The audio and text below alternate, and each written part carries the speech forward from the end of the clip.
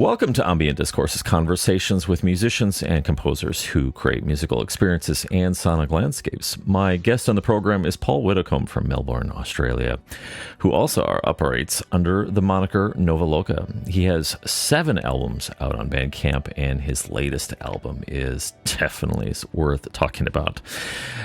It is great to have you here, Paul, on the program, and also to feature you and having been able to air your music over the past half year or so now on the relay station now that we've had it open. And I've really just enjoyed your expression, the way that you express yourself through music. What has your journey been like to bring you to this place where you're now creating these soundscapes? How did you evolve to that point? Right. It goes back a long way. And I've always loved music. So as a teenager, I played a bit of guitar, and I picked up my first keyboard. It was an Elka Rhapsody string ensemble from memory, and I played with the band. At one stage, we did a lot of electronic music. We had a guitarist who had a double neck guitar, and he'd play a lot of effects and stuff through that. Another chap on synthesizer, I think, had a little Korg synth, and we just gradually kind of, our influences were Klaus Schulze, Tangerine Dream, King Crimson, Brian Eno, all the usual sort of big names of the time. So very much eclectic sort of electronic ambient sort of prog rock style music. Was that your band Laughing Hands? Yes, I was with Laughing Hands for a while. That came a little later. Oh, okay. The band I was talking about was, we called ourselves Saron, which I think has some very enigmatic meaning. I think it's cloudless, rain falling from cloudless skies or something like that. Very esoteric kind of ambient sort of soundscapey type name. And we sort of did a few little concerts here and there with, I think they were in church halls. And we also, I remember playing an old harmonium, pedal harmonium, which we lugged around on a trailer as well. So we were having a bit of fun with that, but it didn't really ever evolve into anything much. And then Laughing Hands came later, and that was with a chap called Paul Schulze, who's gone off and done a lot of solo work. Also, Gordon Harvey was in that. I think you've interviewed him recently with Aquiline as well. So we put a few albums out, and also I think there were 3 albums released, and there were some tapes and so on that were, I think, that have been released subsequently later on from that. And then I had a period where I sort of did a bit of solo work for a while, but I then really left music for quite some time. I was married and had children, and the whole thing of raising a family sort of took over. And my wife had some health issues, so I ended up having to work 3 jobs and what sort of thing. So music pretty much closed right down for me for about 30 years. Wow. And so there was this big sort of fertile period earlier where I'd been doing some solo stuff and playing in bands, and that kind of set the scene for all the influences, all the eclectic influences that I was surrounded by. But then I just I became a very passionate connoisseur of music, listening to lots of music. So I stayed in touch with things that were happening, but I just wasn't doing anything myself. And then that all changed about just over 2.5 years ago. My wife suddenly died, which was a total shock. And I'd always thought, because she was a photographer, and we'd always planned at some stage in retirement that we would go back to our passions. And she was going to do, she loved darkroom photography, so she was going to go back to that, and I was going to set up a studio. But after she died, of course, everything changed, and it took a while to get my feet back on the ground. But I then thought about, well, what am I going to do with myself? And so the idea of coming back to music sort of was, my daughters actually taught me into that. I was kind of not really in the mindset to even think I was capable of doing that at that stage, with the whole grief process. But they pushed and pushed, and finally I started checking out what's gone on. And of course, 30 years is a hell of a long time between the previous time I had a studio to now, and the world has changed dramatically as far as the types of things you have access to and the setups that studios can do. Digital audio workstations didn't really exist 30 years ago. It was mostly hardware.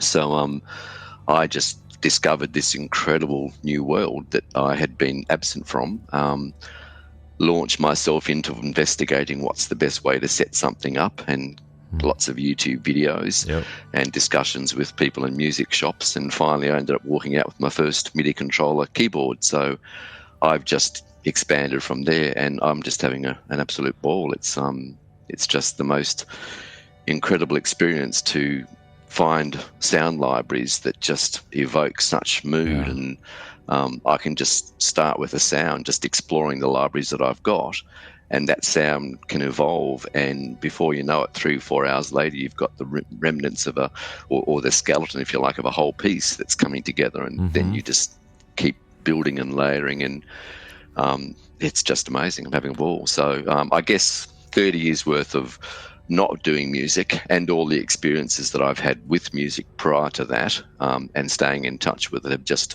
evolved a lot of expressional feelings in me to actually want to then create, and that's where it's all sort of come from. So I just have to say thank you to your children for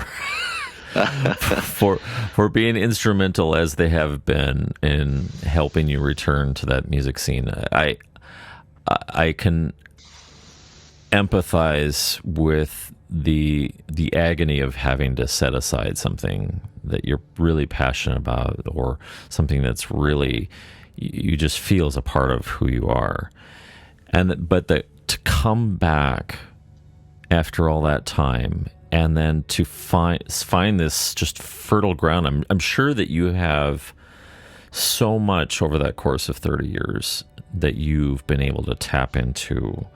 What other sorts of things have been kind of a mainstay of what you've been finding inspiration of in the pieces and compositions that you create?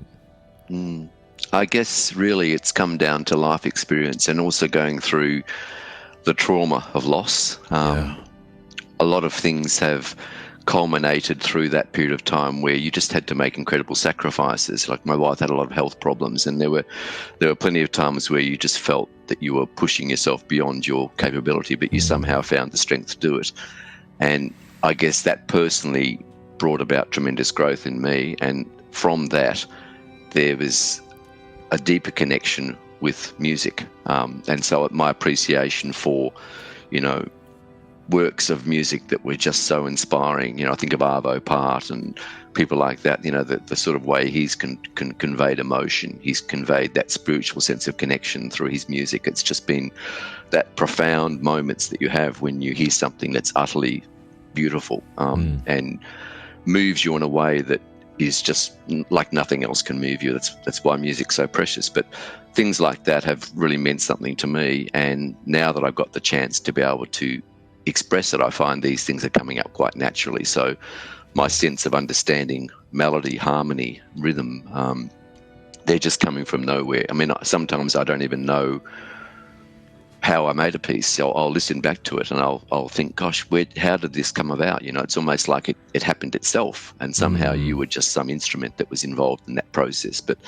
I have that sensation of just being quite blown away by what's happened without really understanding intellectually, if you like, what's going on. So it's just you're moving to whatever sounds you have, and the technology now makes that possible like never before. I mean, isn't that just remarkable? You could have spent hours and hours upon a piece, and then it just evolves and becomes this thing of its own that feels so foreign to you, yet you feel deeply connected to it, strangely enough. Yeah. It's like Gestalt. The whole principle of Gestalt is that you have all these parts, and on their own, they're only just parts. They may not have a form or an identity or anything that's meaningful, but when you start combining them, they start creating meaning. And so the sum of those parts is worth something that's completely different from how they're compiled. And I have the same thing with music. You get one sound and you juxtapose it with something completely different. It could be timbres from different cultures all merged together, and before you know it, you've created something that's uniquely existing in its own right, that's neither of those two sounds prior to putting them together. Right. And that's the joy of it. That's the creative side of it, that you respond to that. The new album from Nova Loka, Losing the Foothold of Earth, is absolutely astounding. Let's take a listen to one of the tracks. This is Bergmuller, Astral Travels, here on Ambient Discourses.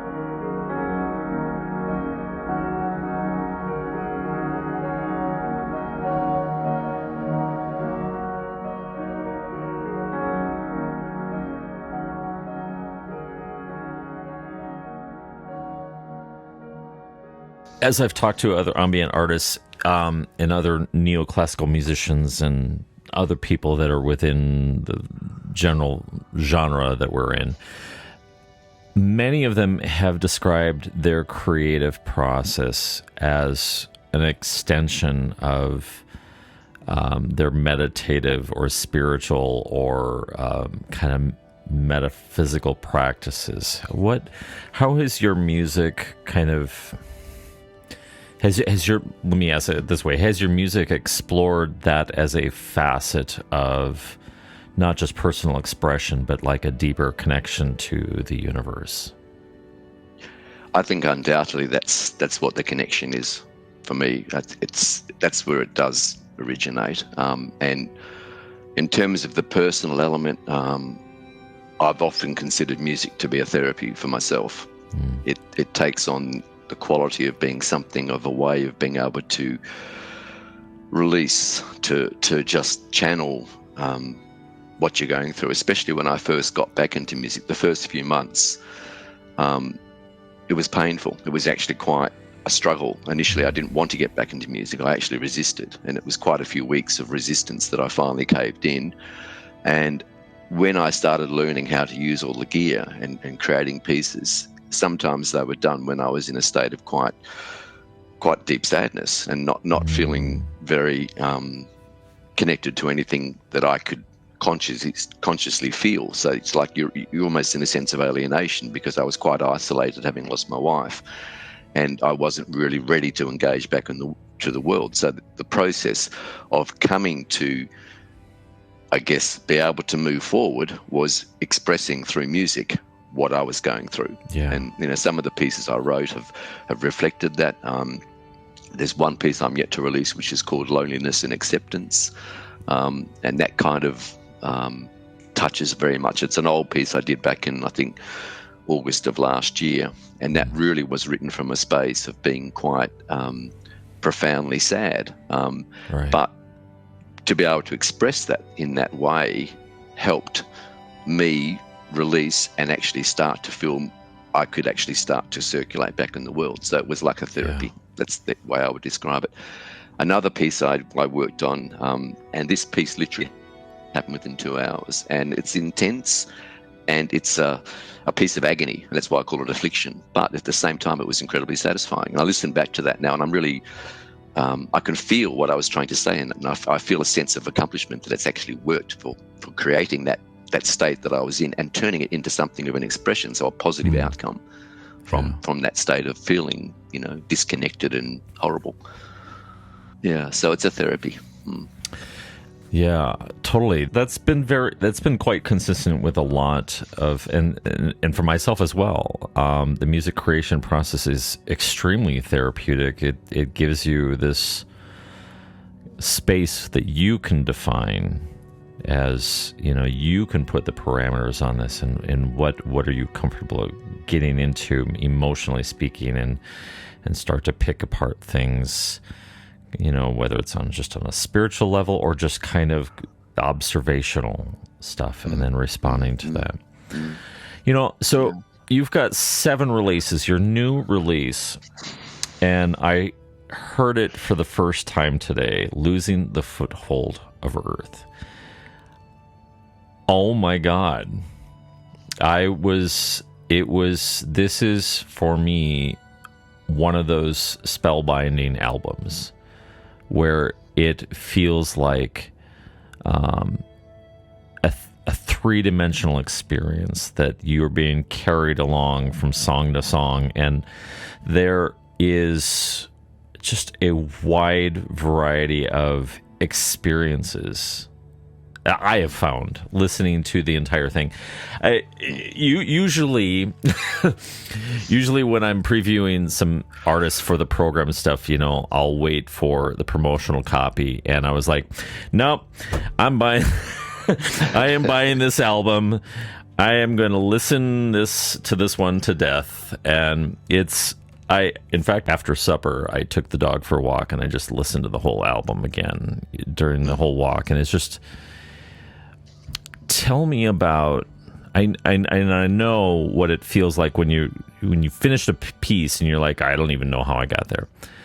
But what was the journey for you like when you set out to create this album? Did you have a certain frame of reference or or kind of a theme or a goal that you were hoping for? The short answer is no, I didn't. That album is a collection of pieces that have been done over a period of time, not sequentially at all. They go right back to the early times when I was first setting up, some of them do. And they were put in a too hard basket in terms of conceptual releasing for an album.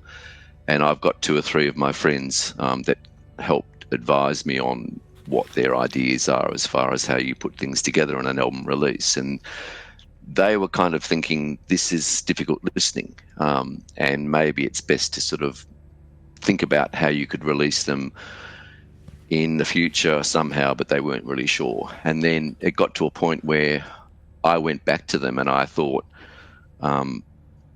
even though it's disturbing listening, there's something there that's significant for me. And I felt there was a certain maturity in the works that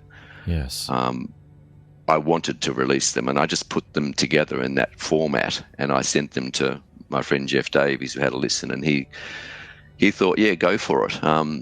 And I actually left one piece out, which I'll release later on, which would have fitted well within that context. But as it stands, I think they stand up okay together. But there's some difficult pieces there. One's called Psychosis, and that was a family member that's actually been through psychosis. And I wrote that in the midst of them having a bit of a breakdown, and it was a huge struggle to deal with that personally. And I was incredibly sleep deprived because I'd been spending a lot of time supporting them. And I just had to somehow, for my own sanity, tap into music to, I guess, give myself a grounding, because I was feeling very blown away by what was going on with them. So that's what came out. And it's intense, and it probably, I think, shows the agony of what it's like to go through psychosis, both as a person with psychosis and as somebody who's in a loving relationship and experiencing what it's like for them to be going through that. Yeah, so that's where that came from. Yeah, I think that I just applaud the whole album, the way that you've approached, regardless, even if some of the pieces are they're much, they require like a focused listening and kind of a open curiosity to just see where everything takes you. Because it's, for me, every single one of those songs, you could have, even in like Logic or whatever, just blended them all into be one long 65-minute experience. And it would have felt like one cohesive story, filled with lots of surprises and lots of struggle. But there, I found moments of hope and joy in there. In some of the expressions, and it for me, it felt like the expression of life. You know, life is not easy. Life is filled with great stuff. It's also filled with some very difficult moments, difficult seasons in our lives. And I think what you've created is a profound expression of that. Thank you. Where did the title Losing the Foothold of Earth come from? I think all the pieces, if you look at them, they are showing a sense of being disconnected somewhere. There's whether it be an alien world, as in the Frontier Contact, where you've sort of lost touch with anything to do with planet Earth, or whether it be a psychosis, which is obviously an internal disconnection, whether it be the Mariana Trench, which is another piece that is dealing with a fantasy, if you like, about there being, I read somewhere that there was some idea that perhaps if you're an alien life form and you didn't want to be discovered, where would you hide out on Earth? Well, the Mariana Trench came up. So I thought, just looking at some sort of discovery of that kind of wonder of finding an alien life form down there. So again, that's way off from the normal comfort zone of being on planet Earth and standing on your own 2 feet. So the whole idea of each piece is, I guess, that you are somewhat disconnected or destabilized from your comfort zone of being on planet Earth. So that they've all got that sort of theme to them. I guess that's kind of where it all ties together. And the album art was done by a friend of mine down in Tasmania, Philip Hurst, and he actually filmed, he actually took a shot of the rocks on a beach which had ice on them, because it's a pretty cold part of the world at times. And he superimposed that to a shot that he'd taken of the Milky Way. And if you look at the cracks in the rocks, they're actually showing signs of the stars coming through. So they become like pitfalls where you could fall down through the cracks. So again, the theme of losing the foothold. So it's not AI; it's actually a photo. So very pleased with that work. Oh yeah, it's a brilliant cover. I love it. Yeah, Absolutely. and he actually designed that after listening to the album. So that was his photographic response to the music. Let's take another listen to a track from Losing the Foothold of Earth, the latest release from Nova Loka. This is called Reframing the Mind Field, here on Ambient Discourses.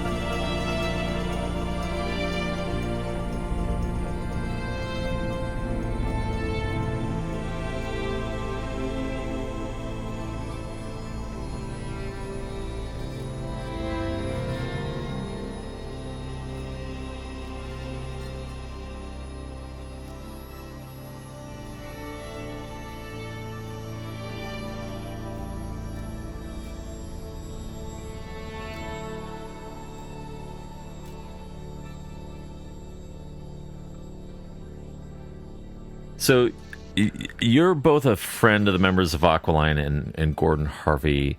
That's along right, yeah. with your history with the band Laughing Hands. Tell me a little bit about how you all met and what sort of things you collaborated on with Gordon or Aqualine and others.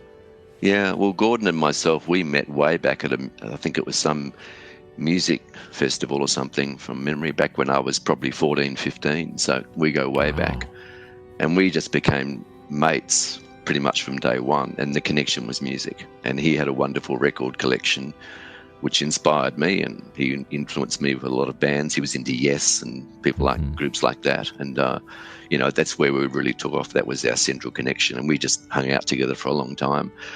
We actually played, he plays bass, and he was, we were in a small band together.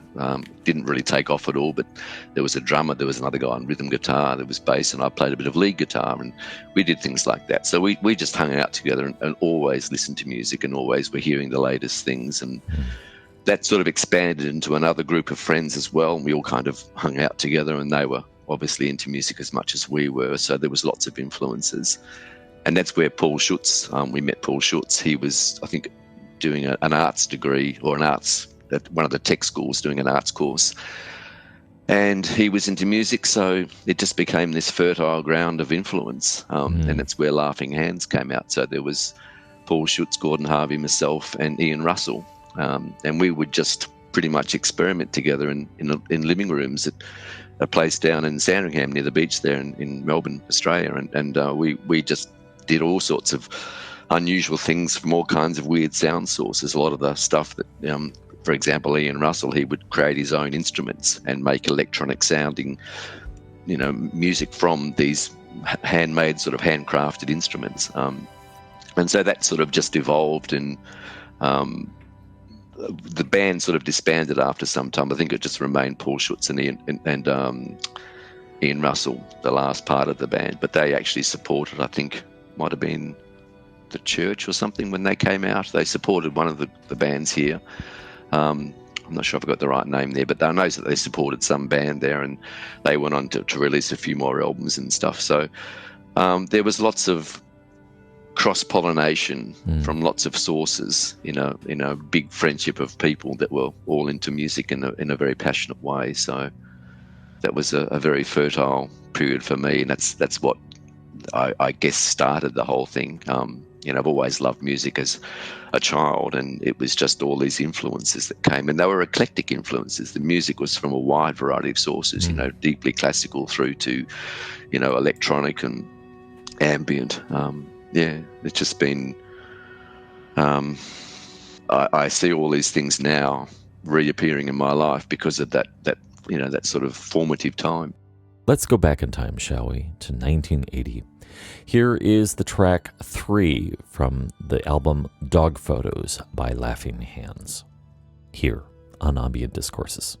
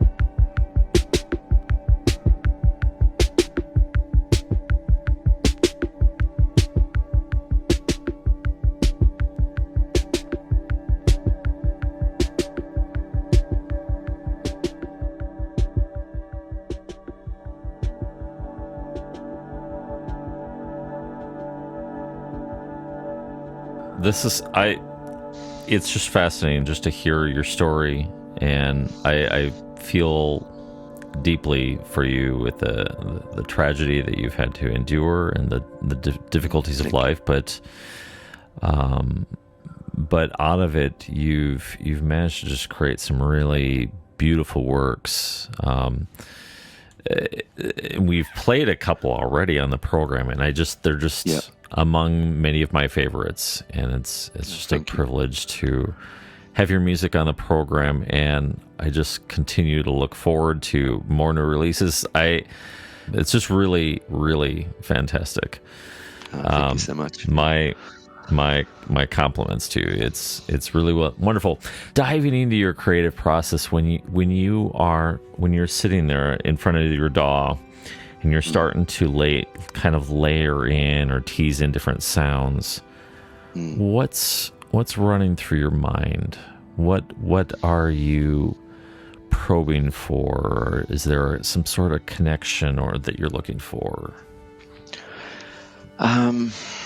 Look, it's really not something of a mental process for me, I must admit. I start off with, as I said, an exploration going through my libraries, because I've got so many sounds there that I probably haven't, even got near mucking around with. So I'll find something and I'll find it interesting, I'll start playing it, and then I'll start tweaking it. So part of the way of getting to know your DAW is to work out how you can then change the sounds, evolve the sounds, especially sounds that have a longitudinal way of being able to change timbres as the sound's being played, even if it's just one note.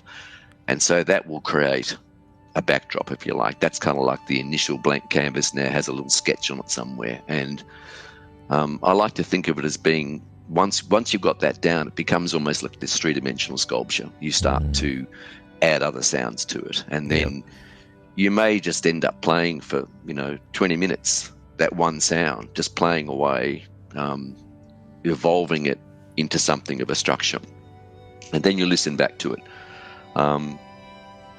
The editing capabilities in the DAW are just extraordinary. You can change anything you want. So if you're playing along and it goes a direction, you think, oh, mate, not that way, perhaps this way, you can easily adjust that. And before you know it, you've got pretty much something down that you're happy with as an initial sketch. And then the fun starts, because you go into other sounds, and I'll just literally go through and pick sounds and start combining them. And before you know it, you've actually got quite a few layers going. And of course, then processing, adding effects, all sorts of manipulations then start happening, and then you start creating your mix. So your mix is kind of happening as you go. It's not something at the end you've got this big mix down. You've almost done the mix down in the process of creating. So then it's just fine tuning it. And often these days I was very prolific for a while, and I was releasing works left, right, and centre, and I've actually slowed down a little bit because I think it's better to give a little bit of a distance. So I've got many tracks at the moment that are almost complete, probably 90% complete, but I haven't actually released them. I've just let them sit there, and then I'll come back and I'll juggle it up a bit. I'll if I've been working on something for the last 2 days, I'll leave it for a while. I'll do something else, and maybe a week's time I'll come back and I'll get that piece up again, and then I'm hearing it fresh. And then I'll start to either take stuff out or add stuff. It becomes the fine-tuning process. And then finally I'll send it off to about 3 or 4 people who are kind of my big support base, and I'll get their feedback. And Gordon's one of those, Gordon Harvey, Jeff Davies, people like that will give me feedback. And then finally, after considering all that feedback and maybe making some alterations, then it's released. So it's a process that's it's got stages in how you go about it, but it just gives me that sense of feeling like I mean, there's no hurry. There's no hurry for this. I don't have deadlines, so I can just, when it feels right, I can release it. But initially, it's always started off with me just literally doodling with the sound. I don't have a concept in my head. I don't start off and think, oh, today I think I'll do a piece and it's going to be some astral, moving through the galaxy type piece or whatever it's going to be. Right. I usually don't start with that. The challenge would be if I had to. So if I actually got some work, where I had to do something along a specific theme, that would be a different experience, and maybe that would be a fun experience to try that as well. I'm quite open to that. But so far, I haven't had to do that. It's just been me creating a sound and going with it. I've, along with myself, but I've also seen other musicians do this as well. They'll give themselves some sort of restriction. They'll say, okay, these are the parameters in which I'm going to create. They might set up for themselves an artificial limitation to force them to be even more creative, to start thinking in other ways. Have there been practices or things that you've tried in terms of forcing limitations to incite further creativity?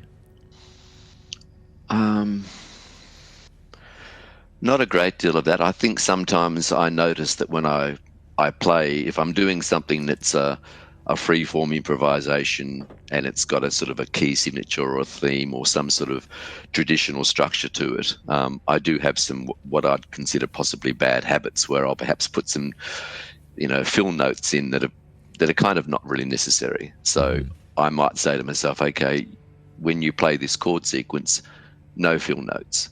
Keep it straightforward, keep it simple, keep it spacious. Don't rush to go on to the next thing. So in other words, put some steady control and a bit more listening as to what you're hearing before you then just do something of a change for change's sake. So I'm trying to limit my style as far as cutting out stuff that's not necessary, notes that don't have any purpose, that sort of thing. So I'll do that. Other times I may say, okay, I want to create something that's not going to have much chordal structure. So I'm going to focus on a drone.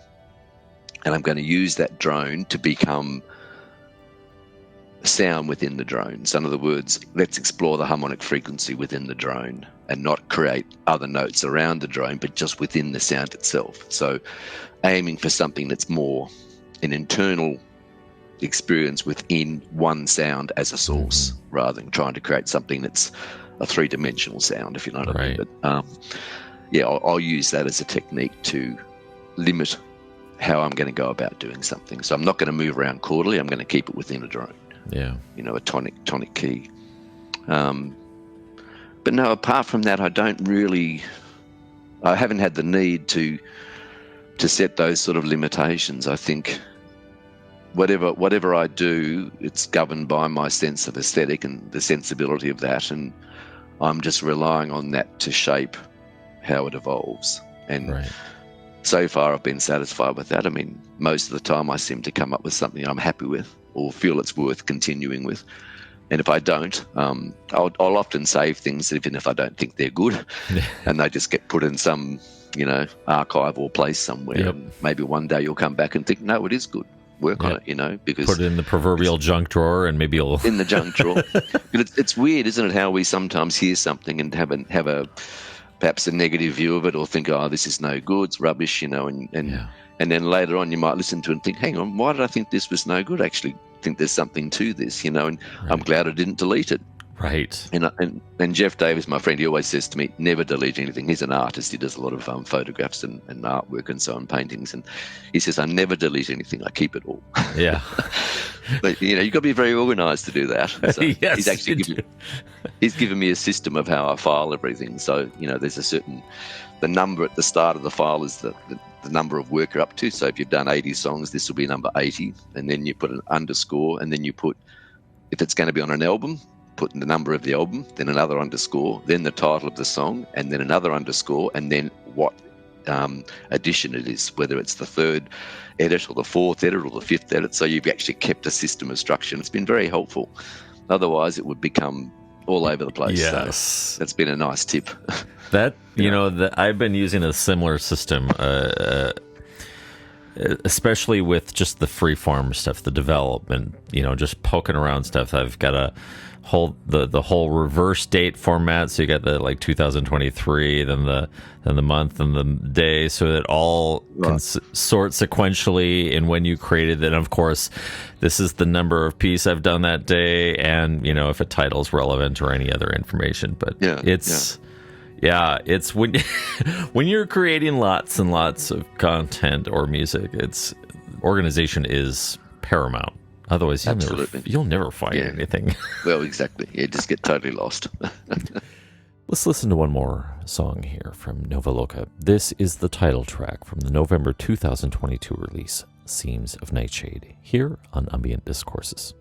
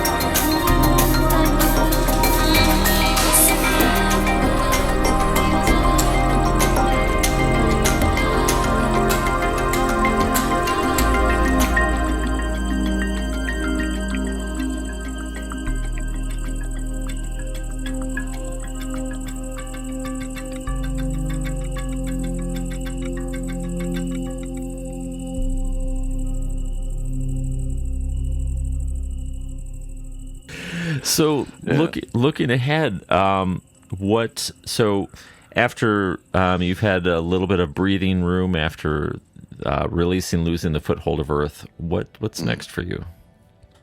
So my 8th album is pretty much all ready to go. I'm just giving it some breathing space between the releases because I've got Losing the Foothold, I think, is coming out on Spotify on the 28th as well.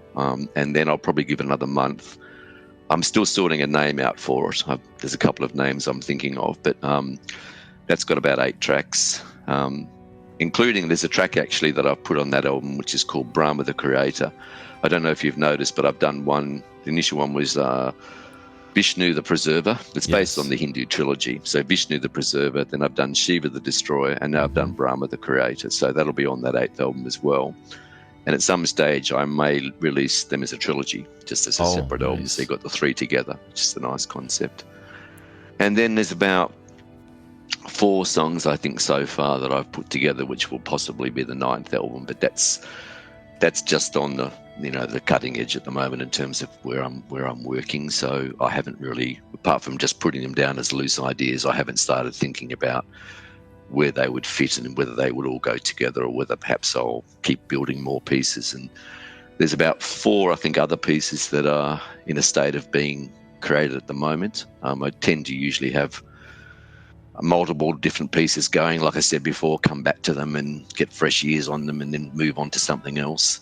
And sometimes you go in the studio with the intent of actually working on a piece that you've been in the process of creating, and you may choose some sound to start off with, and before you know it, you've got a whole new other piece that's going on. So that becomes the structure of the next one. So, I don't really, I have a pretty loose approach to whether I work on something specifically or whether I just go with what's happening at the time. So that's where I'm at the moment. But I'm also working on some other work, which is a concert that we're putting on.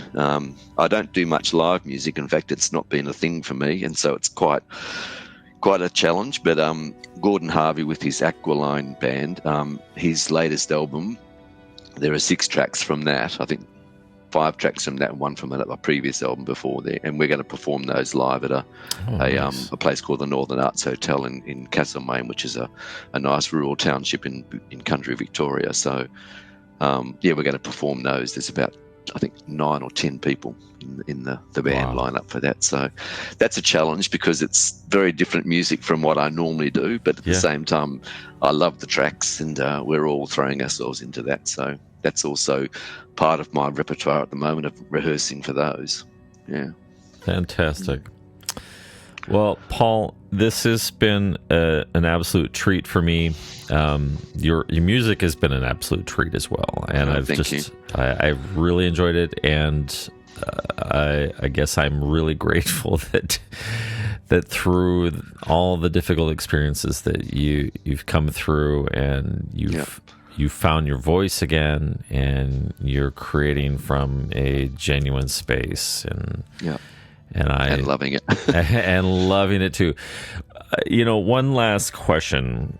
So I'm thinking about what other musicians are going through too, like, and this kind of comes from my own personal space, my own journey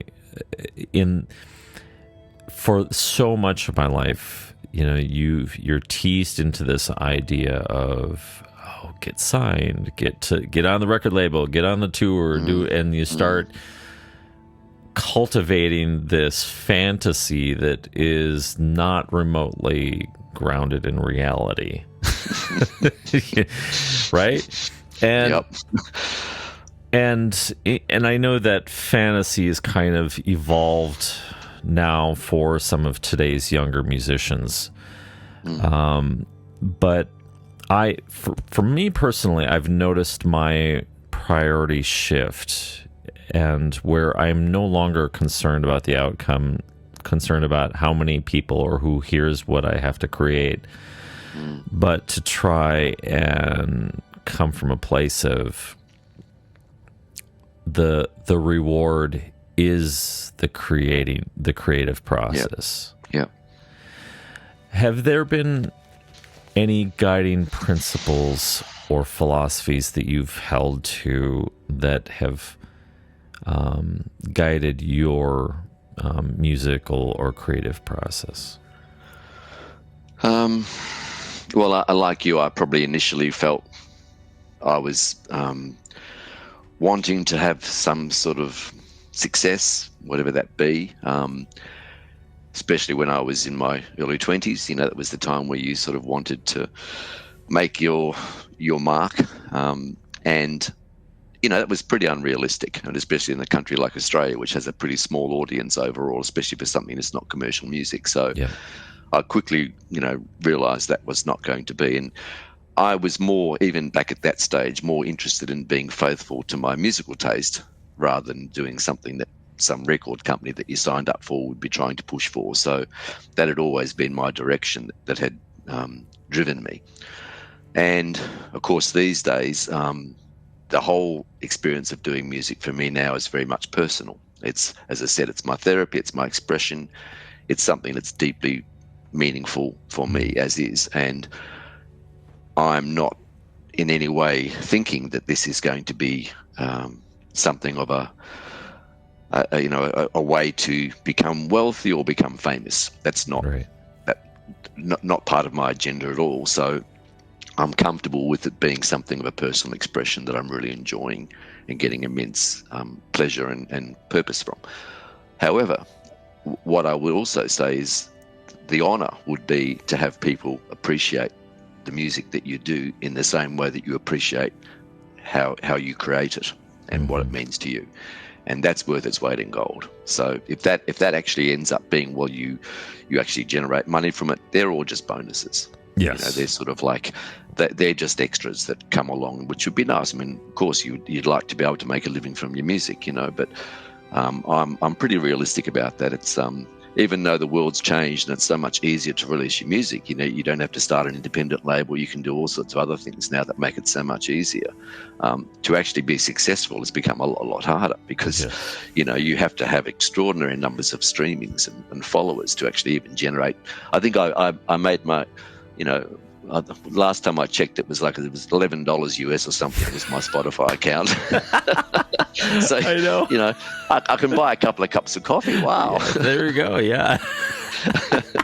So yeah, I don't have any kind of aspiration about that being a success in that sense, but I'm not measuring it financially. Yeah. It's Well, a lot that's, deeper than that. I mean, that's exactly why I've started up the program anyways, because as I've further explored Bandcamp and seen all the musicians in the independent artists out there just creating their heart out, and like me have, a relatively small community of followers. And I don't know, I felt this change in me last summer where I was like, I want to start to do this for other people. I want to give people the kind of attention that I would appreciate. Granted, but yeah. So it's this idea of like, I think there's I feel ambient music is at this early stage where we really, I think, collectively could really resonate with humanity and give them a therapeutic expression in the form of music, and be able to take people on amazing imaginative journeys and process through their own emotions and their own experiences. Yeah. And of course, now the technology is there to make all of this so much more possible than what it was. I mean, I remember saying to myself back in the 90s when I last had a studio, I think it was 80% frustration and technical challenge, which left, probably less than 20% to actually create something. That was the predicament of the studio, whereas now it's nearly 100% creative expression. There's so little technical challenge because it's just all so at your fingertips, and that just opens up all the ideas you've got musically and sonically, how you want to create something. It's now possible. Yeah. So I think ambient music is at a point where you can evolve it into something that's incredibly moving emotionally and it can tell a story, and it can tell, I think in some ways my music's probably almost a cinematic kind of way without the visuals. It becomes like a music cinema. Yes. And so it's ambient, instrumental, cinematic, you name it. That's why I think I called it ambient impressionism at one stage, because I'm trying to think of something that's evolving in a way where you're creating a whole mood that has a flow, an ebb and a flow, a whole kind of contrast. You've got light, you've got shade, you've got all these different elements in there evolving through the narrative of the musical journey. Yes. And to me, it's possible now to, your imagination's the limit. It's just, beautiful. Yeah. Yeah. Paul, thank you so much. This has been a fantastic and fascinating conversation. I just think you're a gem of a human being, and your music is absolutely wonderful. So thank you. Thank you for taking time talking with me today. And I look forward to your next release. It's going to be fantastic. Thank you. And thank you for making this possible and for having me on the show. I really appreciated it. Absolutely. My thanks to Paul of Nova Loka for the amazing conversation. You can find more music by Paul Widdicomb, including the latest release, Losing the Foothold of Earth. It is a 65-minute amazing journey of ambience and cinematic notes. It's well worth checking out. Go find it over at novaloka.bandcamp.com. Thank you, everyone, for listening to Ambient Discourses.